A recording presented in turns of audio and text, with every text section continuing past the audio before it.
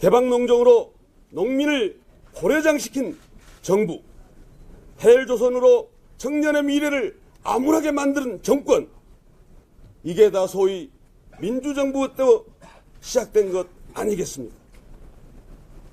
보수야당은 노동자 민중의 대변자일 수 없습니다. 노동자 민중은 보수야당의 볼모가 아닙니다.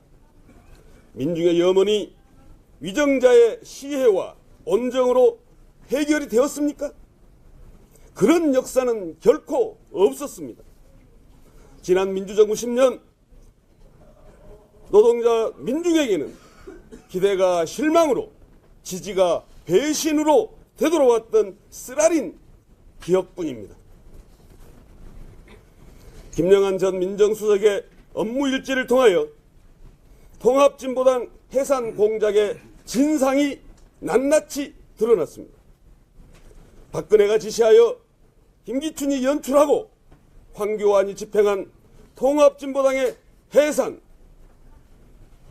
그것은 완전한 허구요, 날조요, 비열한 정치 공작이었습니다. 그래서 우리는 묻습니다. 박근혜 일당이 벌인 종북몰이 광풍이 몰아치던 통합진보당 강제해산, 그 당시 야당은 어디에 있었습니까? 야당은 공포에 위축되어 두려움에 떨며 침묵하고 동조하지 않았습니까?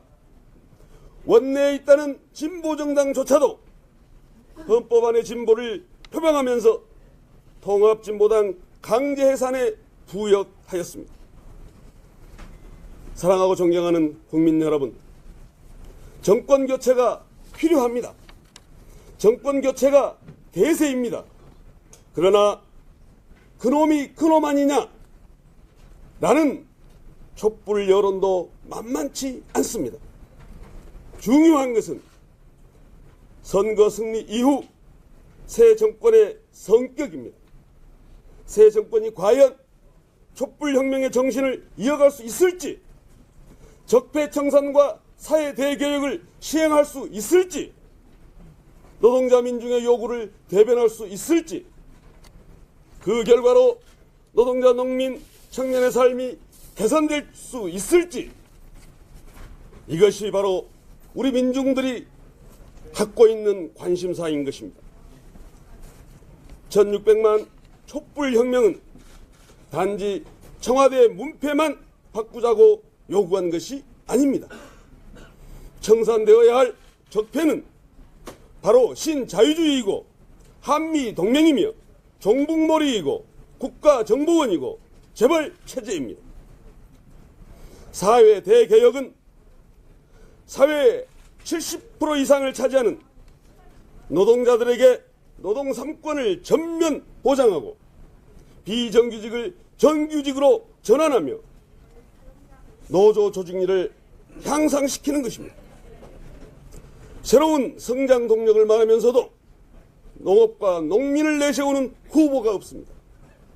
식량 자급률을 언급하면서도 농산물의 최저 가격을 보장하는 제도를 공약하는 후보도 없습니다. 청년 일자리를 만들겠다고 공언하고 있지만 알바 청년들의 노동권 보호와 부채 탕감을 공약하는 후보는 없습니다. 사랑하고 존경하는 국민 여러분, 악을 청산해야 선이 실현됩니다. 그 악을 청산해야 합니다. 독재 정권의 뿌리는 친일 잔재에 있습니다. 위안부 합의를 무효화시키고 일본의 군국주의 부활을 결사 막아야 합니다. 독재 정권의 배후 숨은 실세는 미국입니다. 반드시 사드 배치를 철회시키고 부동한 내정 간섭과 압력에 맞서 싸워야 합니다. 자주 독립 없이 민주주의가 있을 수 없습니다. 민주화의 결정적 국면마다 북풍공작, 종북몰이가 출몰하였습니다. 우리 아이들에게만은 분단체제를 물려줘서는 안 되지 않겠습니까? 민족의 대단결, 통일만이 우리 민족의 살 길입니다. 그래서 분단의 청산 없이는 민주주의가 있을 수 없습니다.